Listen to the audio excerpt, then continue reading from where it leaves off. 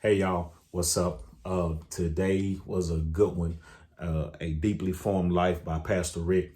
And today he's dealing with sexuality. Man, it was good. It was so good that I'm not going to be able to tell you even half of what he talked about. But get the book. It's really good. So listen, he defines spirituality as a deep longing to be known by God on a physical level, psychological, and so on and so on.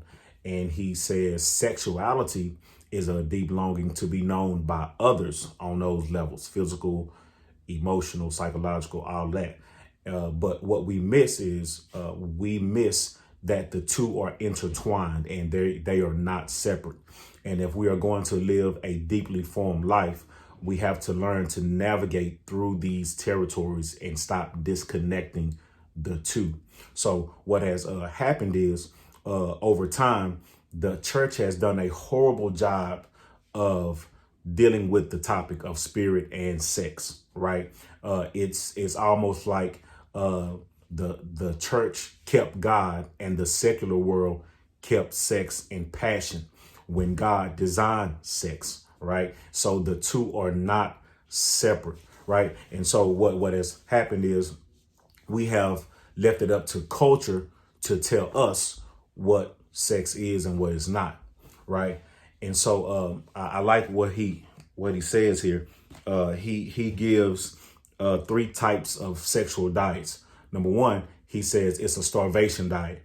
That's when we act like we don't have these longings to be wanted by other people. Like we just act like, I'm good, but the whole time our insides are just burning up and we hot and bothered, right? And so that's the starvation diet. And then the second one is a fast food diet. This is the one that many of us practice.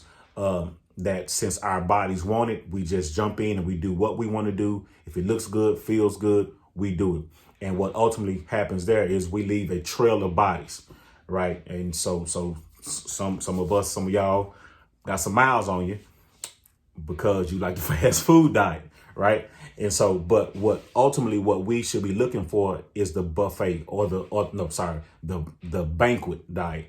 That's where our souls are full, and so are our bellies. Our bellies are full, and our souls. That's the ultimate testament of joy, love, and peace as we intertwine with our spouses, right? And so this is good, man. Check this book out. I'm going to give you two ways that he says we can navigate through this. He lists more, but I'm going to share two.